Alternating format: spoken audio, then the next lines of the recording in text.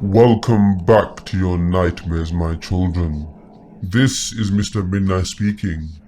I welcome you all to my humble abode. Today, we will be looking at some scary neighbor stories. Neighbors are meant to be a blessing, but sometimes they become condemnation. Now let's begin. But before we do, make sure you like and subscribe while we move right in next door. And always remember, the darkness always follows. I will now leave you with my narrator, so enjoy. Crappy next door neighbor. This is my first time posting on this sub, so bear with me. When I was about 16 or so years ago, my family moved from a rough part of the state to a nice city. It was typical suburban bliss, white fences, picturesque homes, all with nice lush yards. My sister and I were about 12 and 4 when we moved. Our next door neighbor, Gene, was an older man in his late 60s, early 70s, who had just recently married Catherine, another woman in her mid 60s. My parents were friendly with Gene and got the notion that Catherine and Gene had been married before, which wasn't a big deal, but plays into the story later. I always got the creepy vibe from Gene. One of my best friends lived in the house behind me, so I often passed Jean's house to visit her home house. Jean's favorite hobby was to sit on a lawn chair in his driveway, and every time I passed, he made it a point to talk to me, more so than the friendly neighborhood talk. One time, I was about 6. I was walking past and he called me over. "Come look at these pictures," Jean said, and I cautiously headed over. It was a thick stack of pictures of children playing. Even at 6, I thought it was a little strange. Why was an adult showing me pictures of other children? I mentioned it to my parents later, and they told me that it was most likely Jean's grandchildren, and being only 6, I didn't think much of it. Fast forward a bit, and this is where the story gets really creepy. I avoided Jean as much as I could in this time period, and save for the occasional creepy encounter. It was fine living next door to him. This occurred when I was around 12, and my sister was 19 or so. My sister developed very young and by 19 was extremely curvy. At 12 I hadn't even really developed yet. I was still a beanpole. On hot summer's day, my sister and I liked to play badminton with the sprinklers spraying us in the backyard. Since we were getting wet, we wore our bikinis to play. It was innocent and fun, and we played almost daily. A few days after we played, my sister pulled me aside. "Jean's in his camper," she whispered to me. I looked over. Jean had a massive trailer that was so big, the windows could still probably peek over our fence. Sure enough, the door was shut, but the windows to the camper were open, and Jean was watching us play badminton. This occurred almost daily when we were playing. Jean would come out, watch us play in his air-conditioned trailer, and shortly after we went in, he would too. Then one day we were playing, knowing Jean was watching us, but somehow hoping we were mistaken, when Jean popped his head up over the fence. My oldest sister had a heart attack, but cautiously walked over to Jane. "Is this your birdie?" Jean asked, holding up a bright purple birdie. "It came over my fence." My sister shook her head. "That's not our birdie. Our birdies are only blue and green," she told him. We had bought them in a set. We had no purple birdies. "Well, I've got a bunch of them over here." "Come get them," Jean said. My sister politely declined, then told me we were done playing for the day. My sister and I instantly knew that Jean watched us play, then had gone out, purchased a set full of birdies to talk to us, and most likely lure us over to his house. After that, we stopped playing badminton. We later on learned that Jean had kissed one of our neighbours on the mouth right in front of her husband, and that Catherine wasn't his second wife. She was his eighth, and he ended up divorcing Catherine to marry a woman in her 20s. He moved away from next door, and my sister and I have never been so relieved. Neighbors. I've recently moved to a new area due to my work, and is far away from my family and friends. It's a weird cul-de-sac area. I'm currently working on finding friends here, but I work Monday to Friday and go visit my parents on the weekends, so it's very hectic. I start at 7 a.m. and finish around 6 or 7 at night, so you can imagine that when I get home, I just want to eat and go to sleep. One day I came home and there's an old couple standing outside my door. They introduced themselves as the couple that lives directly opposite my house, and even hand me some home cooked dinner. I say thank you and mention that I would invite them in, but there's still a lot of boxes everywhere, and I was quite embarrassed. I say I've moved to a new city on my own, due for work. We small talk for a few more seconds, and I'm soon inside my house. I honestly put the food that they have given me in the fridge and think I'll head straight to bed. In the morning, I see the food that they given me half eaten and now in the sink. I must have been way too tired last night to remember eating this. The next night, I'm coming home from work and see the old lady waving at me from her kitchen window. I vaguely wave back and head inside. Nothing else happens that night. The next night, I've had the worst day ever at work. I had to stay behind work half an hour overdue to an unhappy customer, and have been craving my bed all day. I pull up outside my house and see the old couple standing outside their house. Are they keeping a record of what times I come home? I quickly ask myself. I'm honestly not in the mood for creepy ass neighbors and making small talk again. I didn't know these people, and I don't know or understand why they're trying to socialize with me. Plus the day I've had, I'm not in the best of moods. I brace myself for the lame conversation that I'm about to have. Getting out my car, I just wave generally in their direction and start fumbling in my purse to find the keys to my front door. "Excuse me, miss. Come over for some dinner. You look so tired," the old lady is saying to me. I vaguely say something about me being too tired while generally getting annoyed. They wouldn't hold up. I open my door and just about to step in.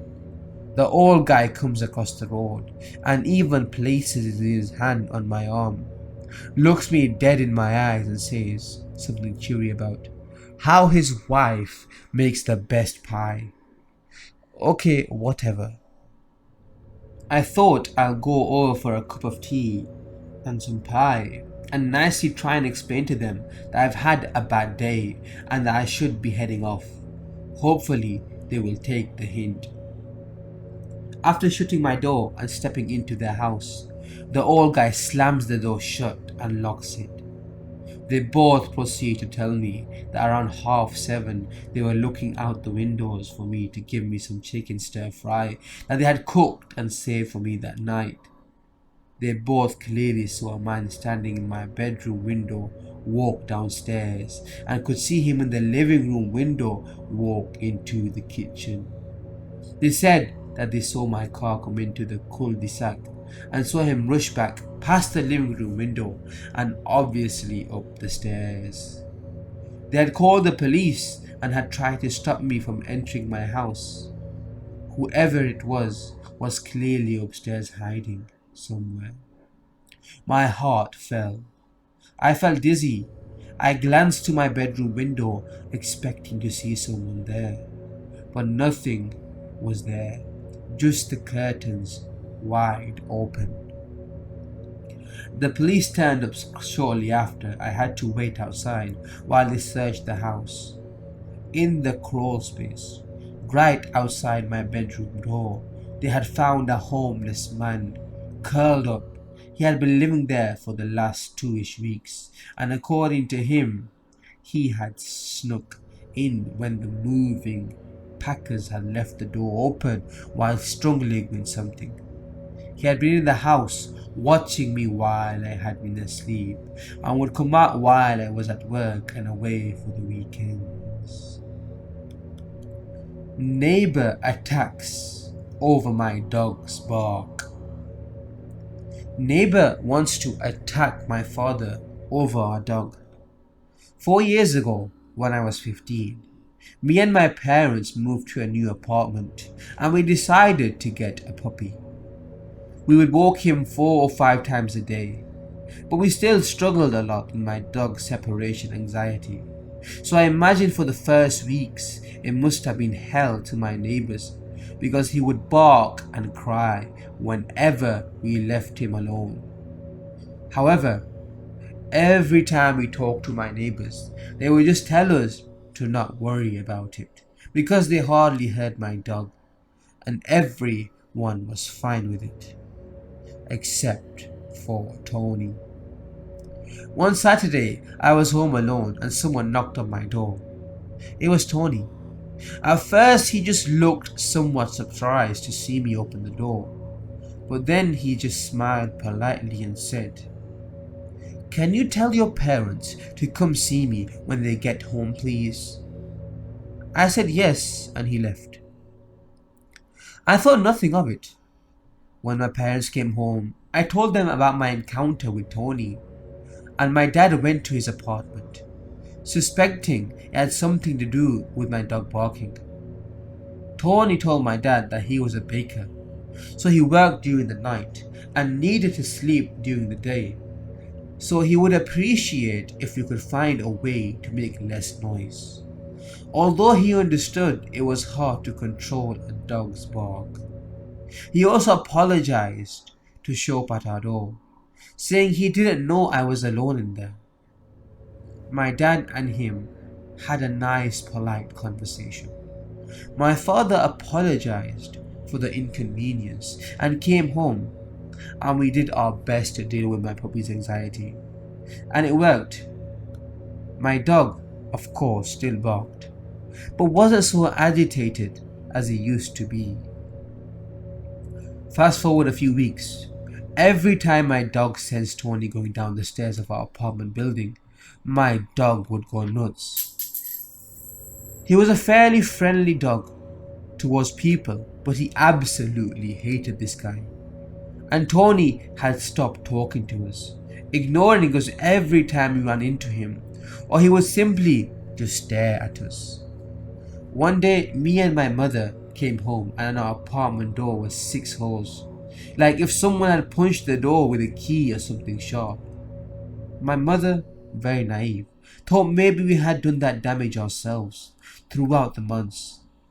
That's when Martha, one of our other neighbors, calls my mother, worried about me, questioning her if I had been home alone during the afternoon. My mum said no.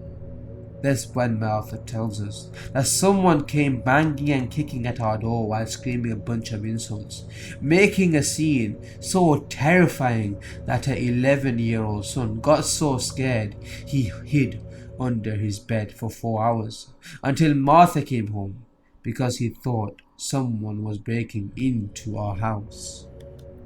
A few weeks later, there was a city fair at night, and my parents and I, plus Martha and her family, headed out of the building to go to the fun fair. We came back earlier around 11 pm.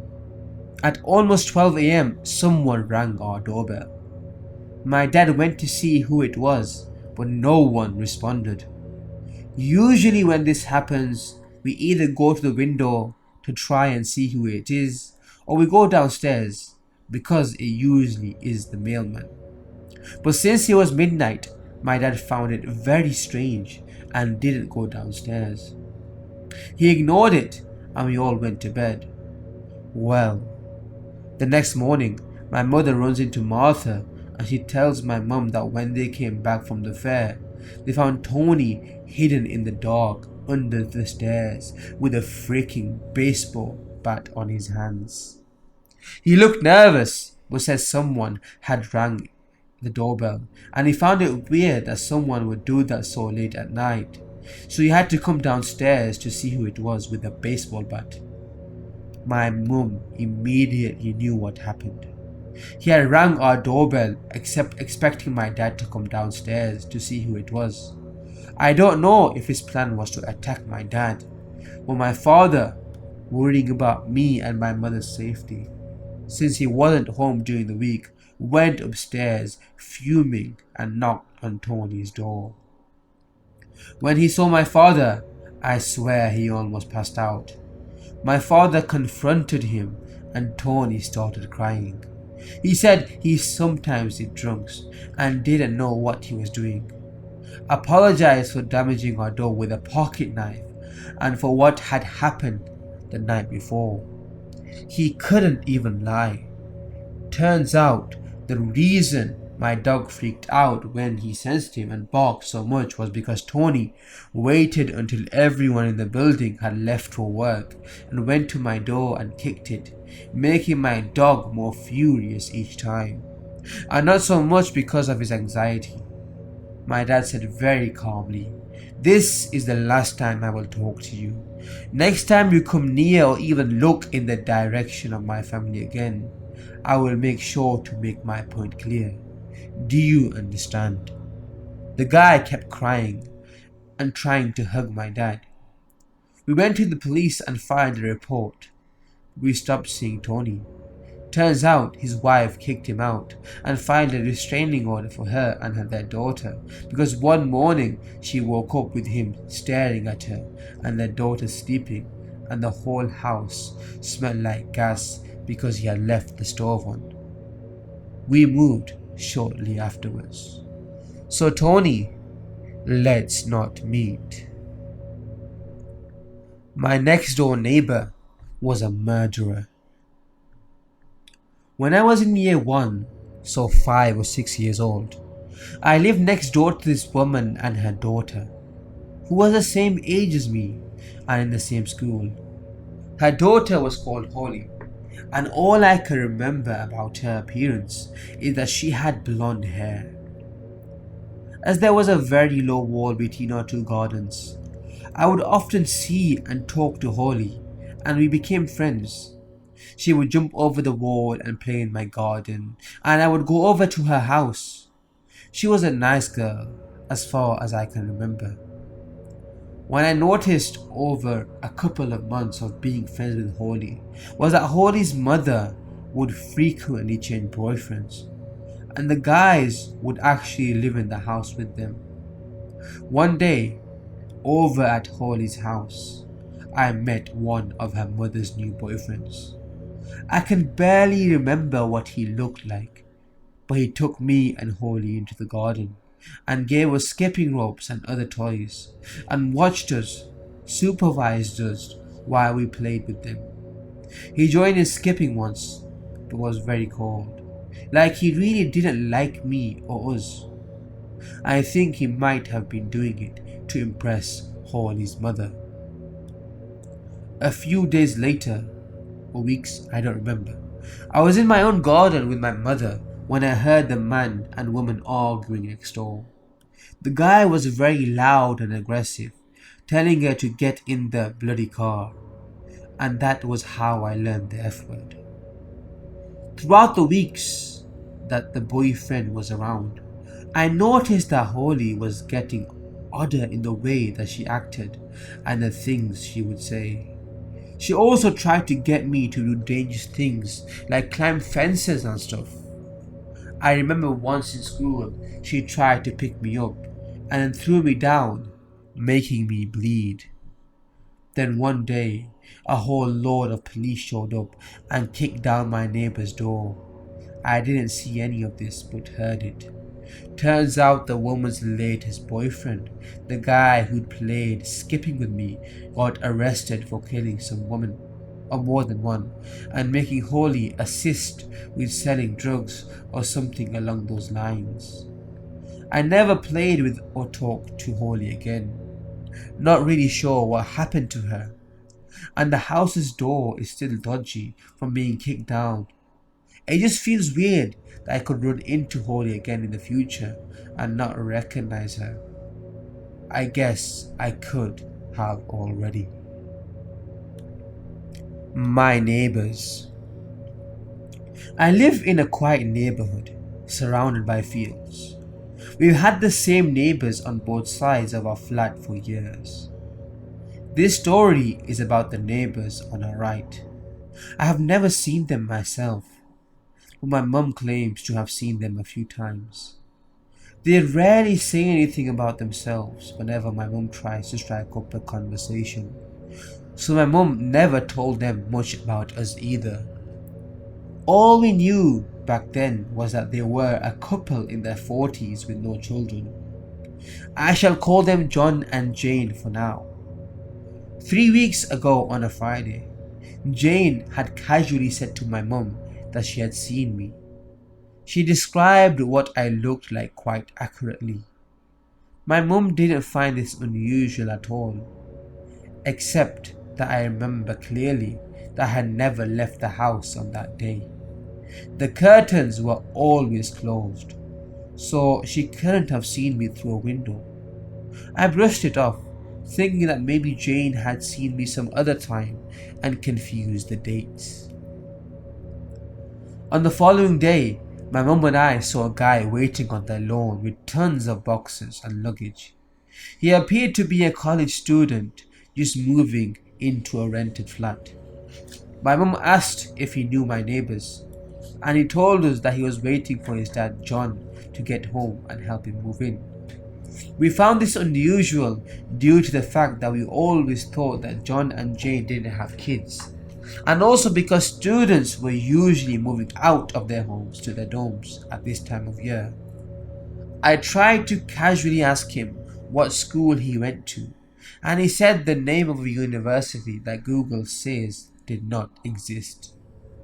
My dad came out by that time and saw what was going on and offered to help him move his boxes out of their driveway. He quickly refused with a loud no, and my dad backed off. We went back inside our flat after that. After an hour later, my mum went back outside to do her usual gardening routine on her front lawn. She noticed that our neighbor's front yard and driveway were vacant. The student and boxes had vanished. Since then, we never saw my neighbors again.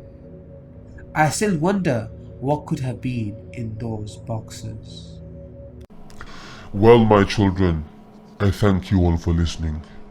I hope these stories made you cautious of your neighbors. Because all jokes aside, this is a very serious matter. I'll see you again very soon. So remember, love the darkness as it always follows.